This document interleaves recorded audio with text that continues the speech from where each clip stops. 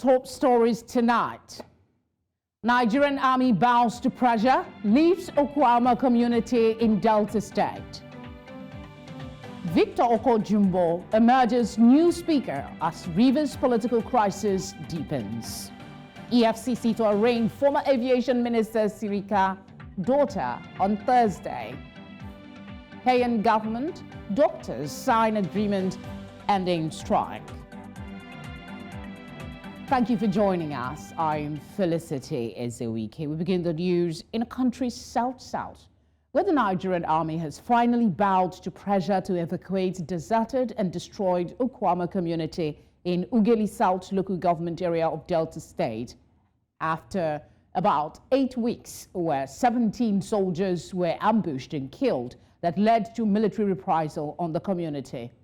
Governor Sheriff Oborowori gave the announcement while briefing the State House correspondents at the Government House in Asaba. Recall that the governor had inaugurated internally displaced persons management committee for the displaced Okuama inhabitants after much criticism visited the destroyed community 5 weeks after military razed down the community.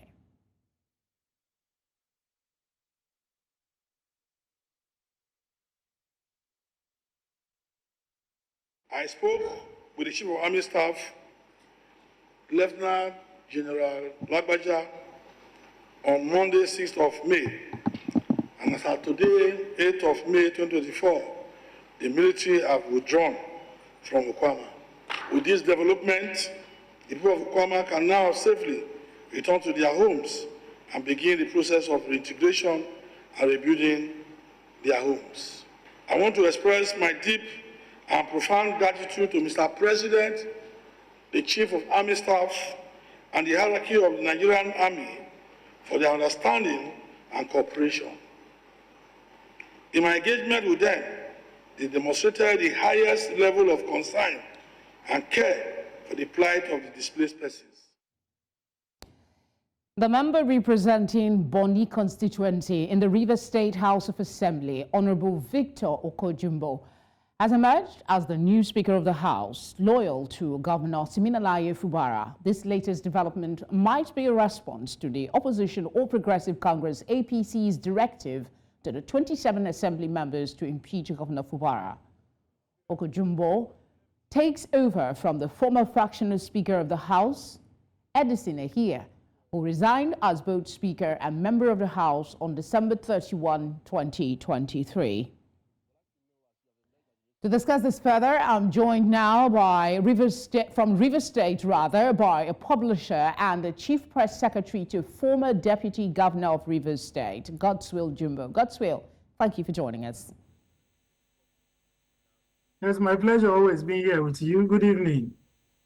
Good evening, sir. Let's start off with, some clarity. There doesn't seem to be any as to where the election that produced the new speaker was held or the members of the assembly that elected him. As an active and concerned citizen, do you know any details that you might share with us?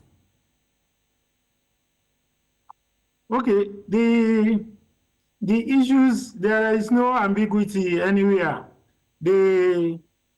It's clear. In the heat of the crisis that erupted in the House of Assembly, 27 members of the House defected from the party that sponsored them to the position they occupied to another position. And by virtue of the provisions of the Constitution of the Federal Republic of Nigeria, Section 109, subsection G, it is automatic that their positions are lost. It is automatic that they lose that position. So only remaining out of 32, you remove 27, it remains 5 members. So those 5 members have now, one of them has resigned, which was the former speaker, Mr. Ehie Edison. He resigned his position to go and become the chief of staff to the governor. So remaining the other 4. So the other 4 sat today and elected the lawmaker representing Boni constituency, Victor Okojumbo, to be their speaker, and also elected Sokari Goodboy as the majority leader of the House. Now, that puts paid to the,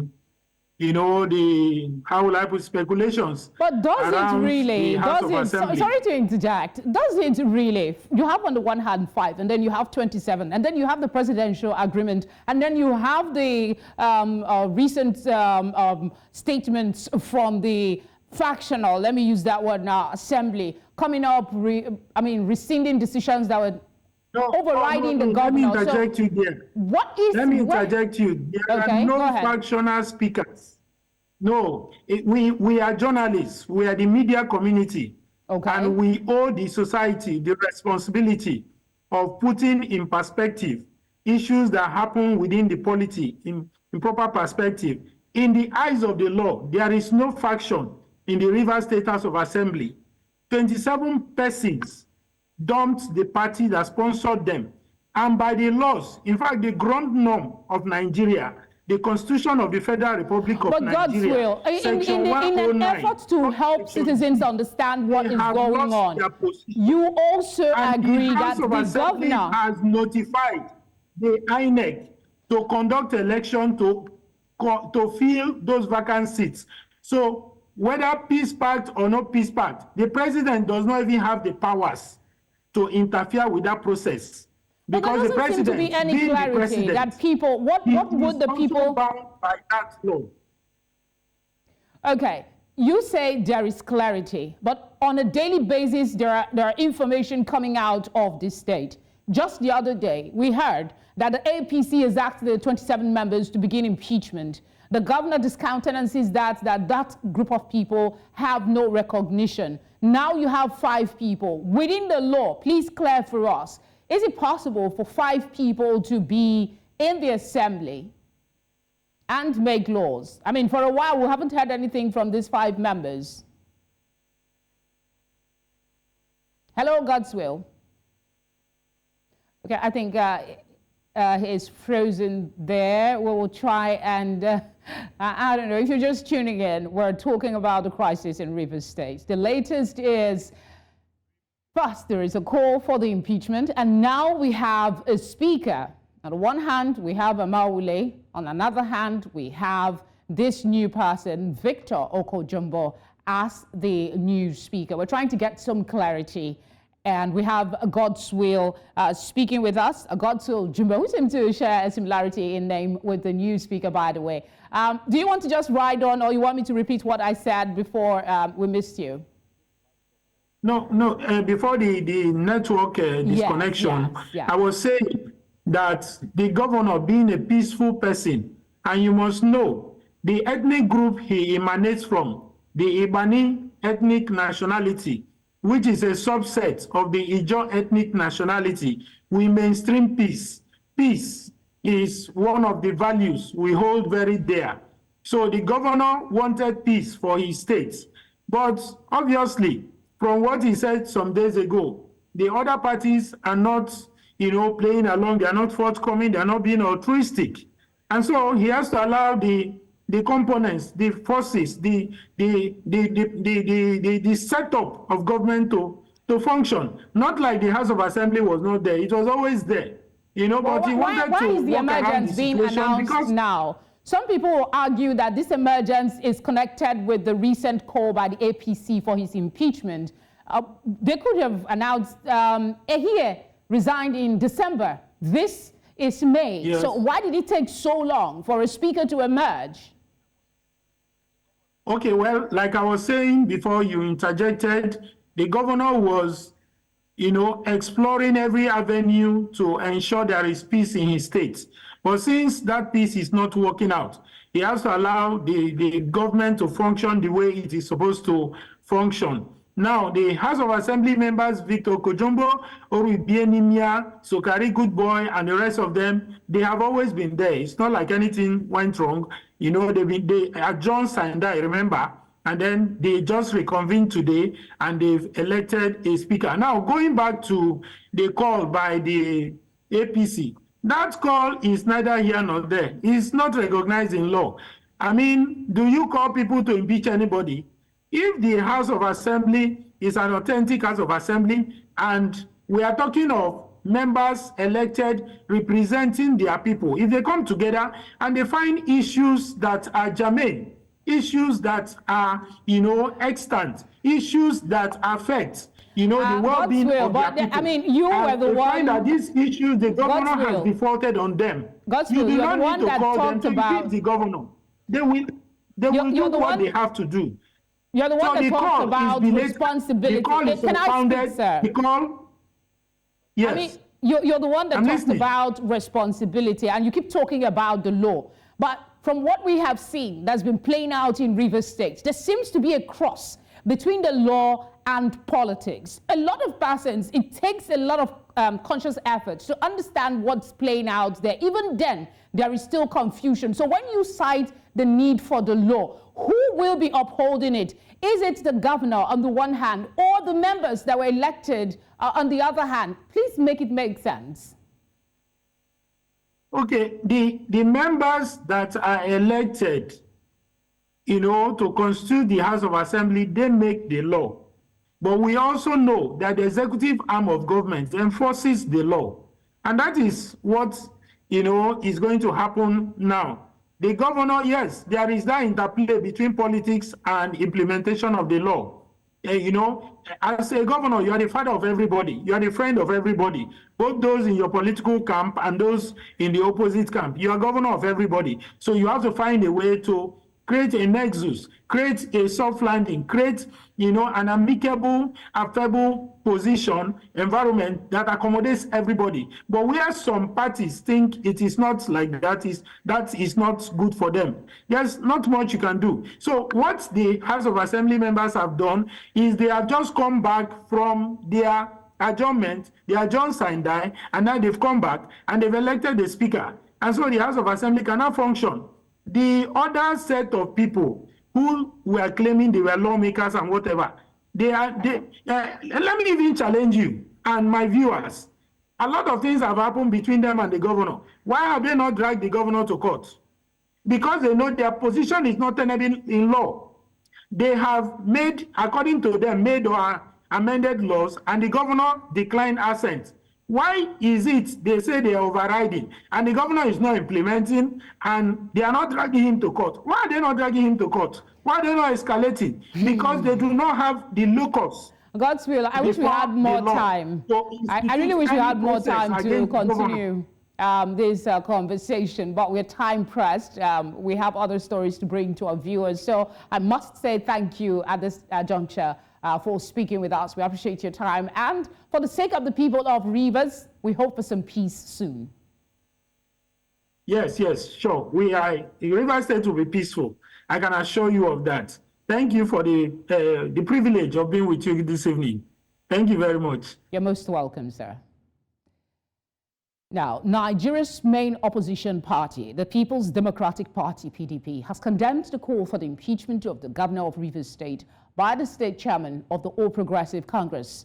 The party's national publicity secretary, while speaking with newsmen in the nation's capital, Abuja, says that those directed to carry out the impeachment process are illegally parading themselves as members of the State House of Assembly.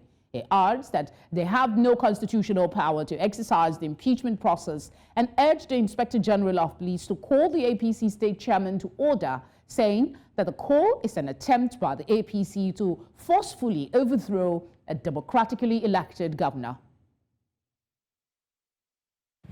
The PDP therefore draws the attention of the Inspector General of Police to the subversive utterances of the APC chairman in Rivers State, which is capable of triggering crisis and derailing the democratic order in the country. The APC must perish. And I emphasize the word perish. It should perish the thought of forcefully taking over Rivers State. As such, it's a direct assault on the sensibility of the people, which will be resisted firmly. The APC chairman in Rivers State should come to terms with the fact that Rivers State is home to PDP and that the people of Rivers State are not ready to put their destiny in the hands of a corrupt, oppressive, and anti-people special purpose vehicle like the APC. Away from the crisis in Rivers, The Economic and Financial Crimes Commission, EFCC, is set to arraign former Aviation Minister Hadi Sirika before Justice Silvanus Origi of the High Court of the Federal Capital Territory, FCT, Maitama, on Thursday. Sirika, who served under the administration of former President Muhammadu Buhari, would be arraigned on a 6-count amended charge. To be arraigned alongside Sirika are his daughter, Fatima Jalal Hama, and Al Durak Investment Limited for alleged abuse of office. According to the charge sheet, Sirika allegedly used his position as the Minister of Aviation to fraudulently award contracts to his daughter, son-in-law, and associates.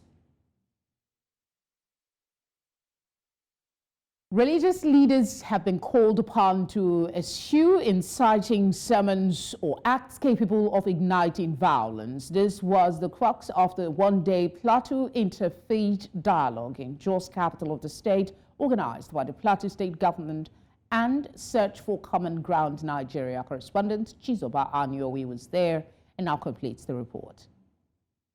Over the past 20 years, many communities on the plateau have not known peace. As violent attacks occur again and again, taking lives and property and leaving many people injured, many connotations have been attached to the cause, ranging from ethnic, political to religious factors. From different traditional and religious backgrounds, this crop of stakeholders here believe that if everyone plays their part objectively, peaceful coexistence will become a culture of the people. Dialogue is the first step towards achieving and sustaining peace. In other words, without dialogue and continuous dialogue and a deliberate engagement to dialogue, we may not find a path to peace. If used negatively, it could drive mistrust, it could drive suspicion, and in worst case scenarios, it could also drive violence. But if used positively, it could drive understanding, it could drive tolerance, and it could drive cooperation to achieve mutual interests and goals. As long as bandmates are living within us and we know their existence, how can we continue to be free? How can we continue to close our eyes at night and go to bed, knowing full well that people are within us? However, there is more to what the solutions could be than resorting to only what religious and traditional authorities may offer. Basically, youth engagement for me is one of the major things that can help to reduce these excesses, these triggers, these things that causes inflammation of crises and conflicts on our streets in Jos. The crisis in Plateau, to me, is caused by the politicians, just for them to get to power. But if they can sit down, talk to themselves, talk to the followers, Plateau State will be peaceful. And if all these words could be held onto and matched with actions, then sustainable peace may no longer be far-fetched on the lands of Plateau. In Jos for News Central, Chizoba Anyowi. All right, we'll go on a short break. The news comes shortly. Just stay with us. If you've just joined us, you're watching Tonight. A reminder of our top stories. Nigerian Army bows to pressure, leaves Okuama community in Delta State. Victor Okojumbo emerges new speaker as Rivers political crisis deepens. EFCC to arraign former Aviation Minister Sirika's daughter on Thursday. And Kenyan government doctors sign agreement ending strike.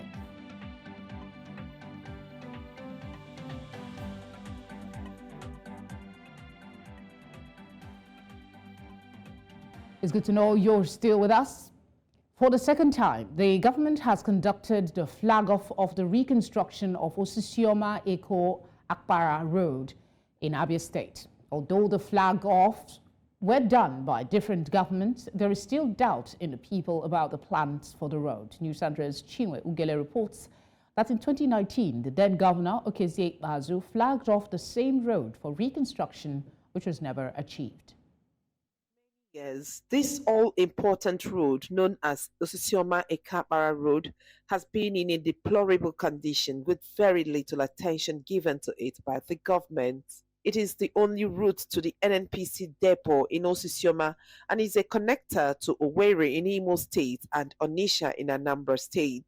This bad road has been a mayhem to us for a very long time, because people that their factory are located around this local government road, they have to pass through this Mopo base, in which making their cost of transportation very, very high. During the initial flag-off by the immediate past government, the people celebrated and hoped for better days, just as they rejoice in this second flag-off by a different administration. And a few years ago, there was a kind of, will I call it, ceremony at Osisioma Junction here, and we're told that the road will be constructed within 6 months, but we have not seen anything. The condition of the road has forced many businesses to shut down, thereby affecting the economic activities of the area. And many shops have closed because of the road. This road is affecting a whole lot of things as regards to business. It's not accessible. I've lived here for some time. After some time, it was because of this bus road I packed out of this place. Governor Alex Oti at the flag-off on Wednesday pointed out that the neglect of the road had a multiplying negative effect on the masses. The collapse of this road also marked the beginning of Aba's decline, as the industrialists, movers and shakers of the economy of the city began it with great reluctance, but ultimately in pursuit of their business interests. The people say they are optimistic that the road, when reconstructed, will revitalize economic activities in the area. This road is constructed, the banks will open up. The NNPC depot will also have more patronage. The Ekapara market will open up. It's a very big market. But because of... It's going to boost the commercial activities here as it used to be before. In 12 months, the road, which measures 3.5 kilometers, would have been completely reconstructed and put into use. In Aba for News Central, Chinwe Ugile. The Symbols of Hope project, in partnership with the Lutheran Church of Christ in Nigeria, have called for an end to irregular migration and human trafficking in the country, saying they put the lives of victims at risk. This was as the project equipped 108 victims of irregular migration and trafficking in Newman, Adamawa State, with business machines and equipment to help kickstart their lives again after the ordeal. Amadine Ui tells us more. The event was organized by the Symbols of Hope project in partnership with the Lutheran Church of Christ in Nigeria. The Archbishop of the church says that irregular migration and trafficking pose a danger to the lives of victims, especially as traffickers take advantage of their ignorance. Many people lose their lives in that process. And also we have heard horrible stories of uncles and aunties going to parents, to their friends and relatives, and taking and alluring young ladies and boys in the name of educating them, only to sell them off. He says that the program aims to end irregular migration because it is hinged on the deceit of victims being trafficked. What this program is advocating is against people jumping into the deserts with their hope that once you cross the desert, you go to Europe, everything will be fine. Sorry, there is nothing that will be fine out there for you. It is better you try to make what is here better for yourself. About 108 victims of irregular migration and human trafficking were then equipped with various machines to help restart a new chapter of their lives. Those in attendance call on governments to live up to its responsibilities and provide jobs for youths as a way to stem the tide of irregular migration. That you are recipients of these equipments today, the empowerment and the encouragement through the church, you are also called to be ambassadors, to be voices in the society against this horrible thing called illegal migration and human trafficking. I call on the government ably represented by different institutions here today, to set as priorities issues that concerns the growth and development of young people, and to create a conducive environment for entrepreneurial enhancement that will reduce their vulnerability to be trafficked and contemplate irregular migrations. The Symbols of Hope project, in partnership with the Lutheran Church of Christ in Nigeria, say they are willing to partner with governments to stem the tide of irregular migration and trafficking in the country. In Abuja for News Central, I am Amadine Uyi. A bit of health now. Keeping humanity alive is the theme of this year's World Red Cross Day. Borno State branch of the Nigerian Red Cross Society has taken this gospel to the streets of Maiduguri, advocating shared commitment to humanitarian efforts. Our correspondent, Omar Kirawa, completes the report. The celebration was marked by a series of activities aimed at raising awareness and fostering community engagement. The day began with a parade led by the Red Cross volunteers who marched through the streets of Maiduguri, showcasing their dedication to the cause of humanity. We appreciate all they did to us. We appreciate their efforts. The parade was followed by a public lecture where experts from the organization shared insights into the vital role the Red Cross plays in times of crisis and the significance of the team keeping humanity alive. Upholding humanity is not just a goal. It's our imperative, ensuring that even in the difficult, very hard moments, we remain dedicated to preserve the humanity. As members and volunteers of the Nigerian Red Cross Society, we are at the forefront of delivering humanitarian aid, providing support to the vulnerable communities, and promoting peace and understanding.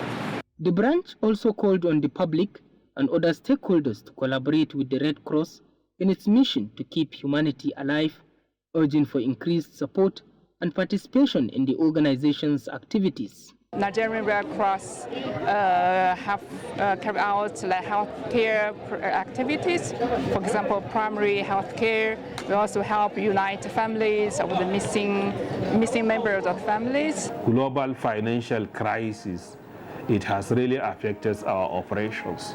So the Nigerian Red Cross Society now looking inwards, generating resources within our own country so that we can mobilize resources and attend to the current humanitarian needs. Unlike those days, we relied on international donors. In a world faced with numerous challenges, from conflicts to natural disasters, enhanced collaboration for peace building remains one of the pathways to global peace and development. In Maiduguri for News Central, Umaru Kirawa. Health experts in Nigeria have called for more investment on the training needs of nurses in the country and the improvement of their welfare to enable them to perform more effectively.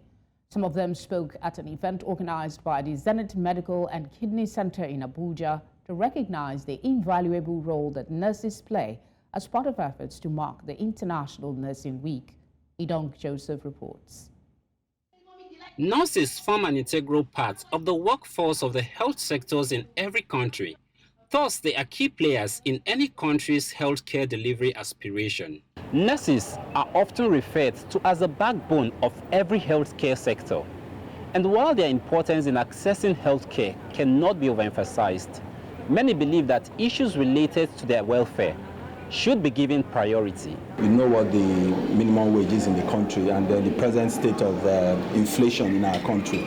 So you realize that they are not well remunerated. We don't recognize their role in the healthcare delivery system. I think it's important that we begin to do that. They deserve better pay.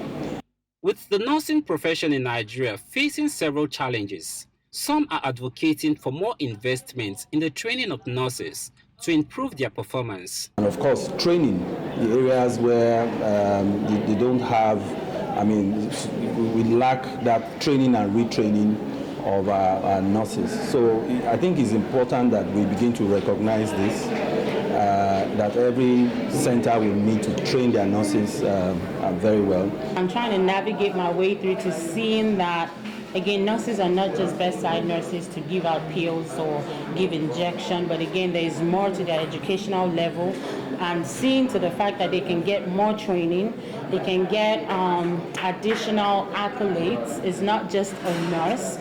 Experts are also calling on the government to put measures in place to address the shortage of nurses in the nation's health sector. Like I said, over 30% of the workforce in the hospital are nurses. So the country should not tolerate a situation where you have them living in numbers, because we recognize their role in the system. If the government can step in and make the living condition or working conditions of nurses better, I think the situation in Nigeria with the healthcare situation in Nigeria would be better. With Nigeria joining other countries around the world to recognize the role that nurses play in society, Nigeria's government has been tasked to put necessary laws in place to improve their welfare. In Abuja for News Central, I am Idong Joseph. Still ahead, government signs deal ending doctors' strike. We have all the details after the break. Stay with us for more.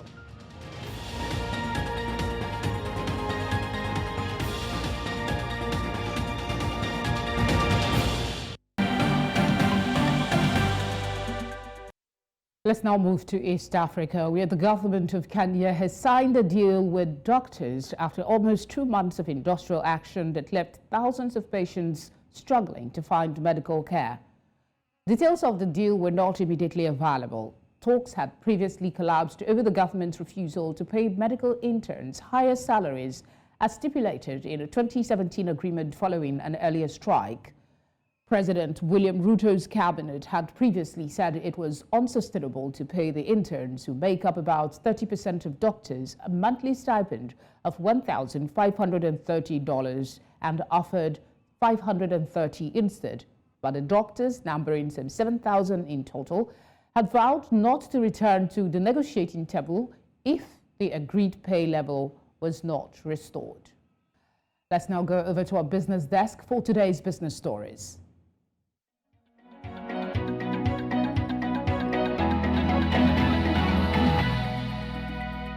Business news in association with Money Master PSB, the easy way to master your money. Welcome to Business News.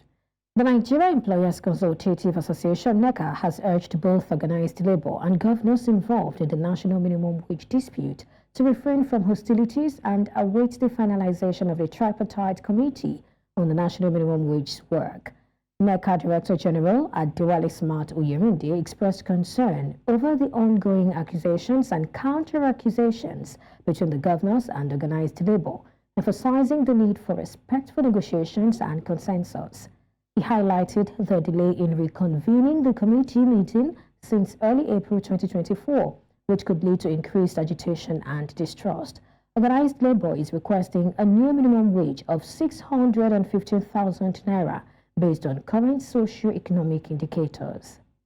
Despite the $35 billion investment deal with the United Arab Emirates in February and an $8 billion IMF agreement in March, Egypt's non-oil private sector continued to contract in April, according to a survey. The S&P Global Purchasing Managers Index PMI for Egypt declined slightly to 47.4 from 47.6 in March, marking the 41st consecutive month of contraction.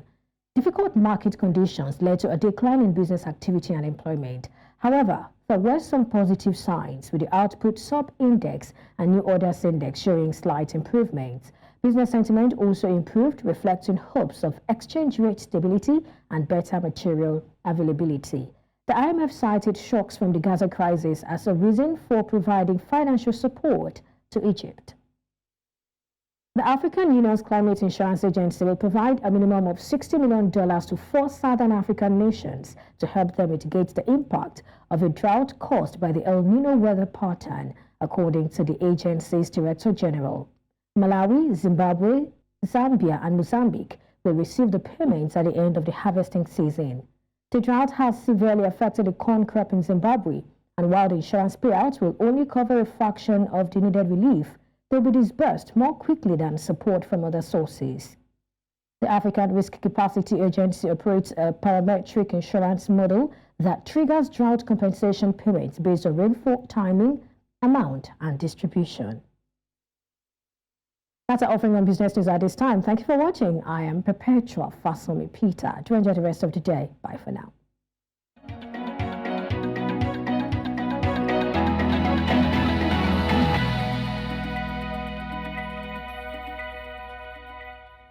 Business News in association with Money Master PSB, the easy way to master your money.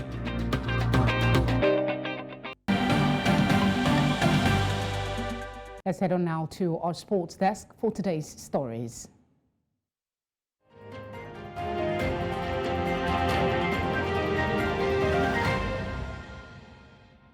Sports Update, brought to you by Corn Oil. Corn Oil, we go the extra mile. In the world of sport, Nigeria's under-17 girls national team, the Flamingos, will on Thursday depart the shores of the country for Bamako, the capital of Mali, ahead of their first leg of the FIFA Under-17 Women's World Cup, the third-round qualifier against their counterpart from Burkina Faso on Saturday. The Nigerian girls have failed to appear in only one edition of the competition, Uruguay 2018, since it was launched in New Zealand in 2008, and have set their sight on a handsome win in the Malian capital to make the return leg in Abuja on the 18th of May a formality. Meanwhile, the Confederation of African Football has made a change to the fourth official for Saturday's match at the State 26 match in Bamako. Burundi's Jocelyn Nsabimana has been replaced as fourth official by Tenaba Bagayoko from Mali. US-based Nigerian coach Michael Nsien has rejected an offer from the Nigerian Football Federation to serve as an assistant to new Super Eagles coach George Finidi. Nsien, who is the current coach of the US Under-19 team, had also applied for the Eagles coaching job. However, after Federation officials chose Finidi as the man for the job, they offered Nsien the assistant coaching role. The Nigerian Football Federation allegedly offered to pay Nsien per match rather than handing him a full contract, which the American Nigerian snubbed. The NFF are yet to name the backroom staff who will work with Finidi barely weeks to the crucial 2026 FIFA World Cup qualifiers against South Africa and Benin Republic.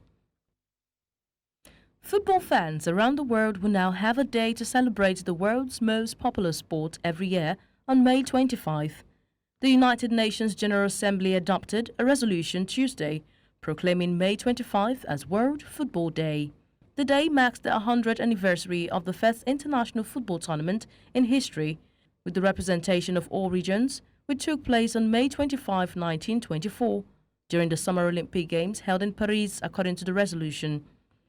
The 193-member General Assembly adopted the resolution by consensus, with a bang of the gavel by its president, Denis Francis, to applause from diplomats in the Assembly chamber.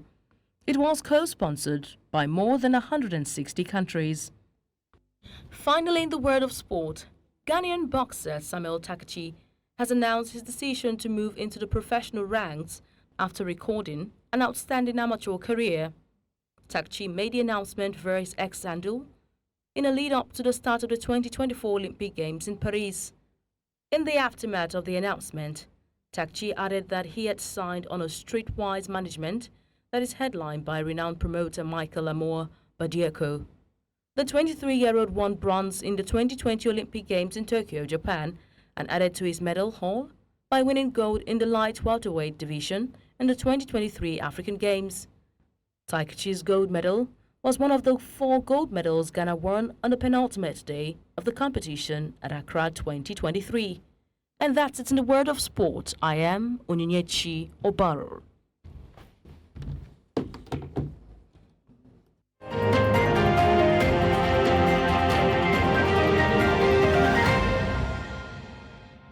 Sports Update, brought to you by Corn Oil. Corn Oil, we go the extra mile.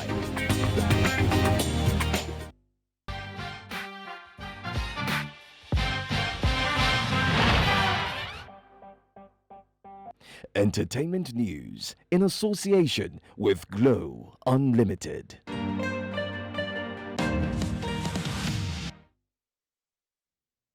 In entertainment, popular singer Simisola Kosokor, known as Simi, has opened up about her strong musical bond with her colleague Fowles. Speaking on a podcast, Simi clarified misconceptions about their relationship, emphasizing that it is purely musical. She also teased a new song featuring Fowles to be released later this month. Reflecting on their past collaborations, including their EP Chemistry, Simi expressed excitement about their upcoming project, aiming to contribute positively to the music scene. Their collaboration dates back to their joint EP in 2016, sparking dating rumors which simmered down after Simi's marriage to Adekunle Gold in 2019. Now, if you followed Simisola and Fowles from way back in 2016, you can tell that this comeback is going to be an amazing one. I'm particularly a fan, and I cannot even begin to imagine what this comeback is going to look like for us, who are their fans. Now, away from the continent, Iranian filmmaker Mohammad Rezalov has been sentenced to 8 years in prison, as confirmed by his lawyer, Babak Paknia. The verdict includes imprisonment, flogging, a fine, and property confiscation by Iran's Islamic Revolution Court. The sentence was upheld in an appeal court. Awaiting enforcement, Razalov's alleged crime was attributed to his public statement and filmmaking activities, deemed by the court as a threat to national security. This follows Iranian authorities' efforts to pressure Razalov into withdrawing his latest film, The Seed of the Sacred Fig, from the Cannes Film Festival, including harassing producers and actors associated with the film. Earlier, Razalov faced restrictions from attending international events, and his daughter received awards on his behalf. Interesting times indeed in the world of entertainment, but that's where we wrap it up tonight on entertainment. We'll go on a short break now and return with the latest on what's trending.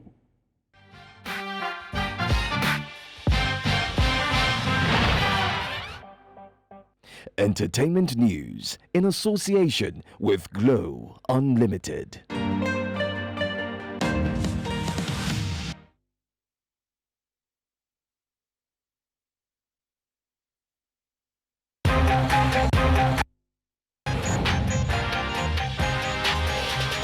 Now, moving away from entertainment stories, today on What's Trending, the voices of many Nigerians are angry on the streets of social media as a result of the new taxation being enacted.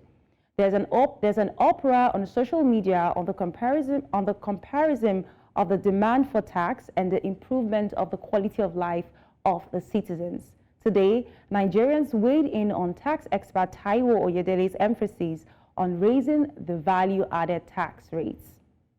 Currently set at 7.5%, Nigeria's VAT rate may see an increase alongside a proposed adjustment in revenue sharing. Now, this decision has sparked a conversation online with some Nigerians seeing the positive side of this and others criticizing the current administration. Let us take a look at that, at the reactions to this story now on X. President Tinubu came in and unemployment rates doubled and taxes as well doubled.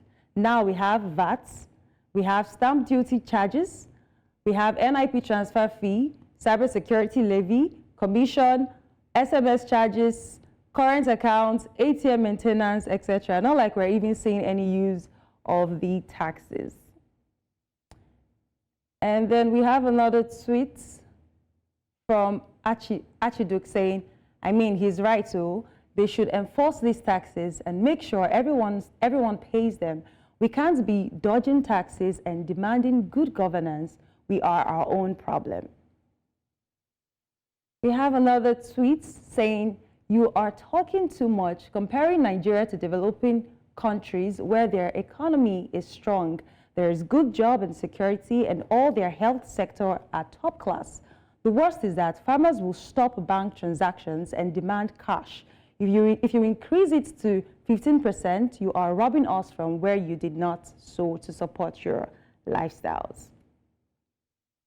And then we have another tweet from Peter Obi saying the introduction of yet another tax in the form of cybersecurity levy on Nigerians who are already suffering severe economic distress is further proof that the government is more interested in milking a dying economy instead of nurturing it to recovery and growth. And that is where we call it a wrap tonight on What's Trending. But you can share your thoughts as well. Join the conversation across our social media platforms at News Central TV. I'm Jadel Simon. And that's all tonight. But before we go, let's take a quick recap of our major stories. Nigerian army bows to pressure, leaves Okuama community in Delta State. Victor Okojumbo has emerged new speaker as Rivers political crisis deepens. EFCC to arraign former aviation minister Sirika daughter on Thursday. We also brought you news that the Kenyan government and doctors have signed agreement ending strike. Would like to hear your views and your thoughts as well as eyewitness reports. Please send them to the number on the screen. You can follow us on social media at News Central TV. You can watch live on DSTV channel 422, Star Times channel 274, Avo TV and on YouTube. Thank you for watching. Good night.